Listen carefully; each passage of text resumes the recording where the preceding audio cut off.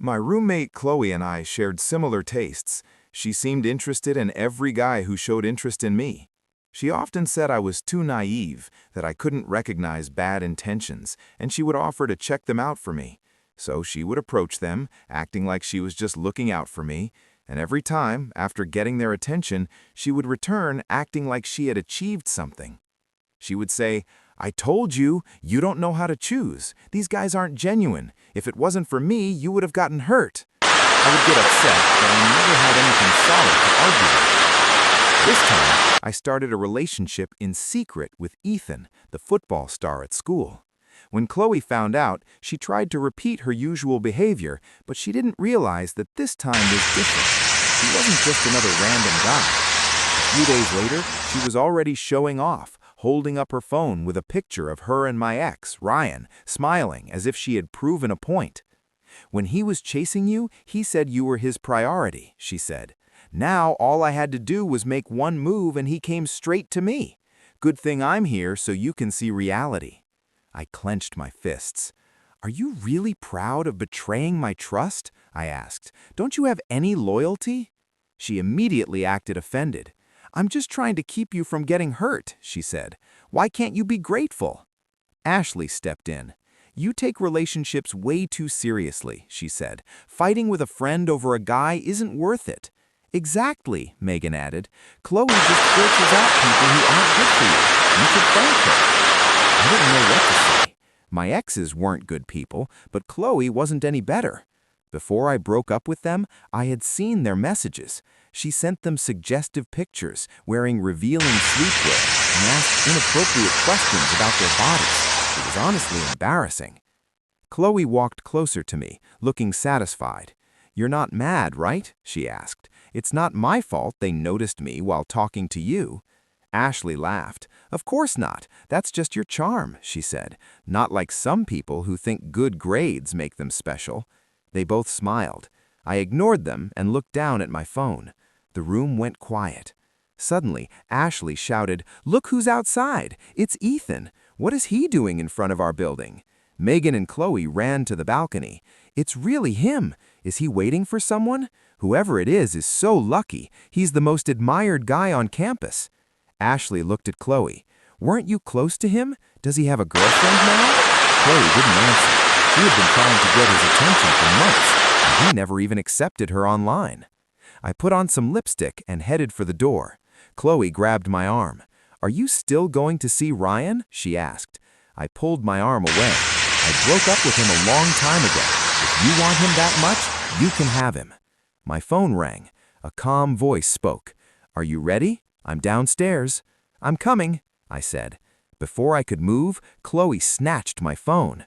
"No wonder you don't care about Ryan anymore. You already have someone else." She spoke into the phone in a fake sweet tone. "Hi, this is Chloe, Emily's friend." A short pause followed. "Are you her boyfriend?" Her smile disappeared. I took my phone back and hung up. Her eyes filled with jealousy. "You're dating Ethan?" she asked. "That's impossible," Megan said. "He's very selective." "How would he even notice you?" Ashley added. "It's probably someone pretending." I didn't respond. I simply went downstairs. Ethan was there, standing next to his red sports car. When he saw me, his expression changed instantly. In that moment, I understood why Chloe had been chasing him for so long. "Did you wait long?" I asked. "I just got here," he said. "Get in." He opened the door for me. As I got in, I looked up. The three of them were on the balcony, watching with clear envy. Ethan took me to a private tennis club. It was the kind of place Chloe would love. Exclusive, quiet, expensive. He stood behind me, guiding my hands as he showed me how to hold the racket.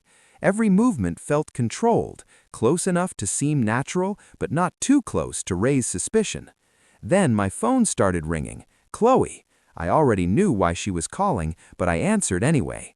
"Emily, are you at the tennis courts? I just want to make sure you're not being used," she asked. "He's not like that. Stop worrying about me." I hung up before she could continue. Ethan handed me a towel and wiped the sweat from my face. "Your roommates bother you a lot?" he asked. "They're just jealous." That part wasn't even a lie. A few minutes later, a tennis ball hit Ethan in the back hard enough to get our attention. We both turned. Chloe was walking towards us, holding a racket. "Oh, I'm so sorry. I didn't see you." She stepped closer, bending slightly, in a way that didn't seem accidental. Ethan barely looked at her. "It's fine," he said, then placed his hand on my waist. "Nana, let's go," he said casually. "I'll buy you something nice so you forget this." I smiled. Chloe didn't. Her face went pale for a moment. She clearly thought this would go like all the other times, but Ethan wasn't reacting the way others usually did. At least, that's what I believed then. A few days later, reality became clear. We were at rehearsal. I walked in, and I saw them together, sharing a drink from the same straw without hesitation. My chest tightened instantly. "She wasn't feeling well," Ethan said when he noticed me. "I was just helping things move faster." Chloe took another sip and looked at me, smiling with that same expression she always had when she thought she was winning. "Your boyfriend is a little harder to get," she said, "but don't worry, I'll get there." Then she walked away like nothing had happened.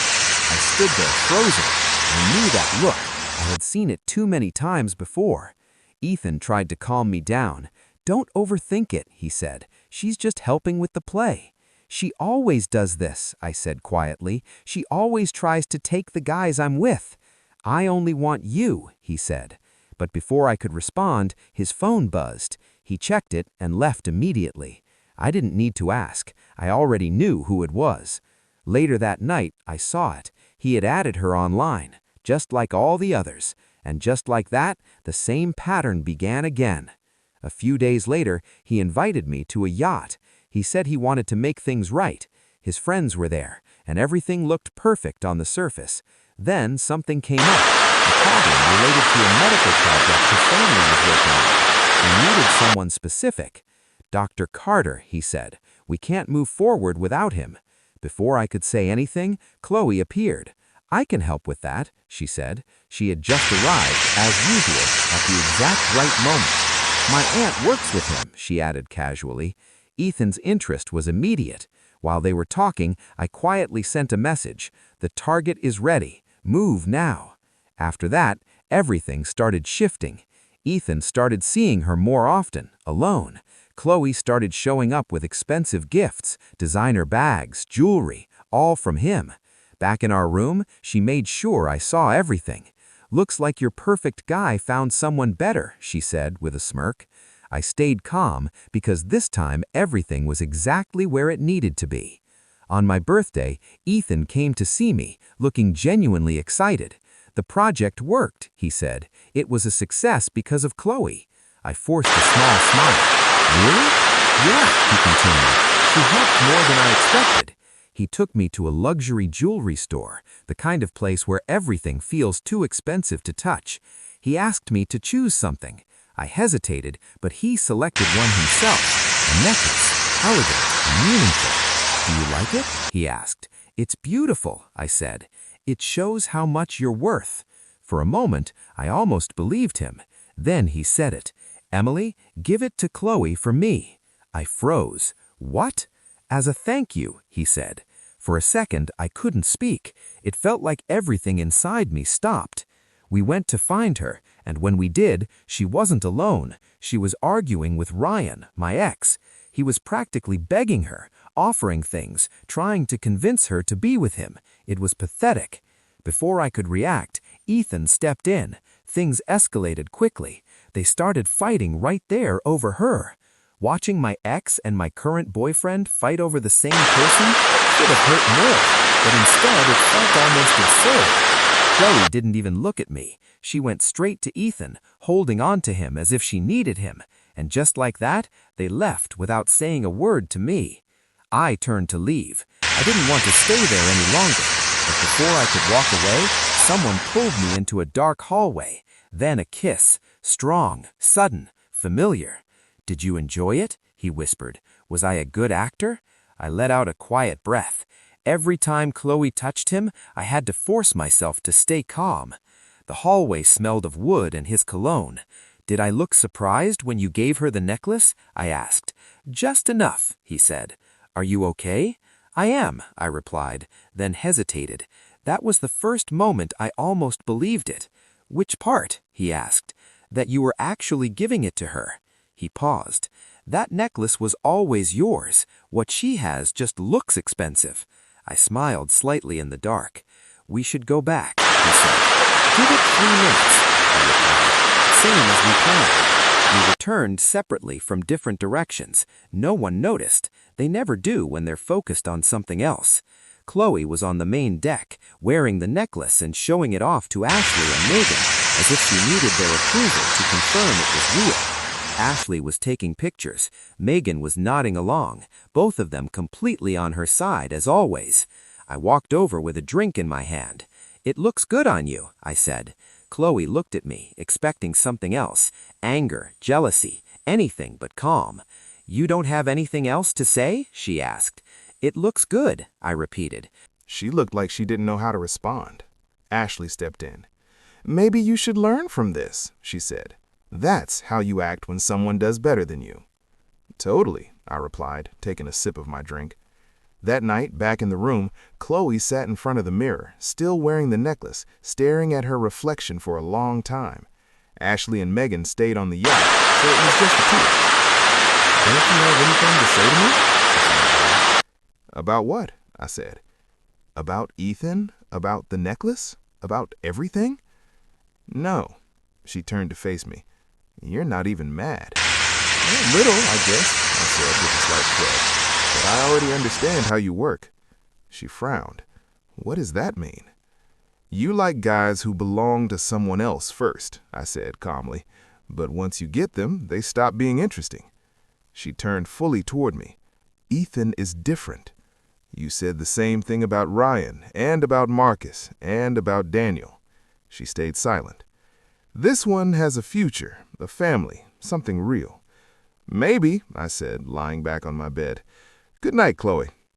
She didn't understand that conversation yet, but I knew she would soon. The next morning, Chloe asked me twice if I was really okay. Her voice sounded soft, too soft almost, artificial. She needed me to be upset because without that, it didn't feel like she had won. I didn't give her up. A few days later, Ethan invited her to see the progress of the medical project with his family. Chloe returned to the room holding a new bag. I recognized it immediately because I had already seen the receipt. $140. Ethan had shown it to me earlier. It looked expensive, but it wasn't.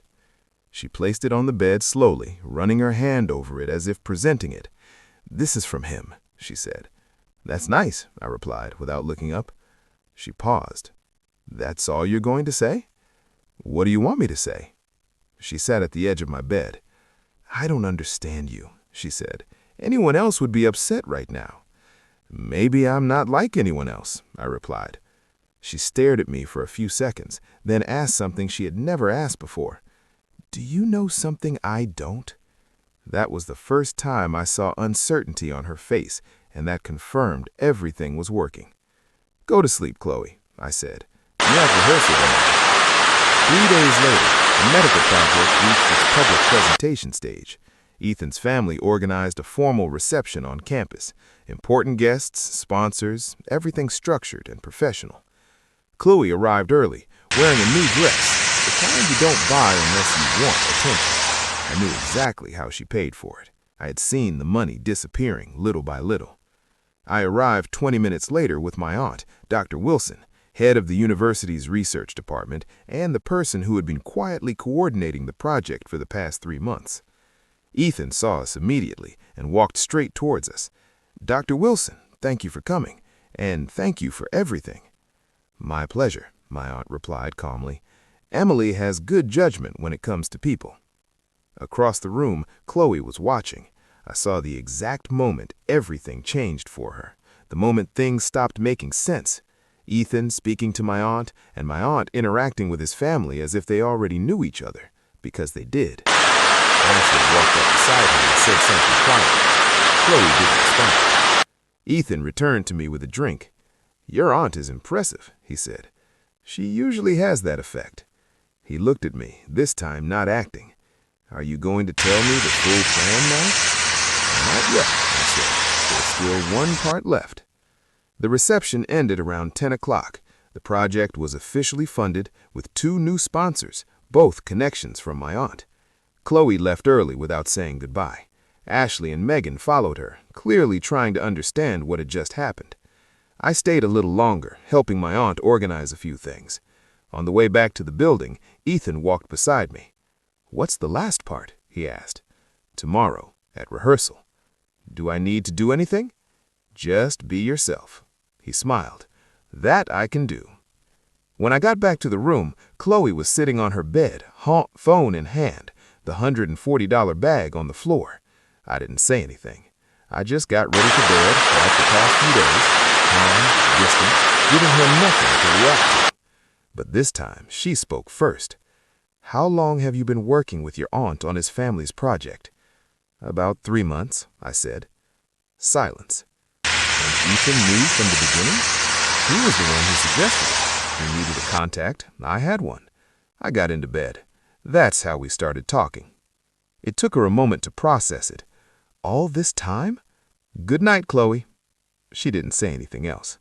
I turned off the lights, and I could hear it. She stayed completely still for a long time, thinking, trying to connect everything, and failing. The next day, the final rehearsal took place in the main auditorium at 4 p.m.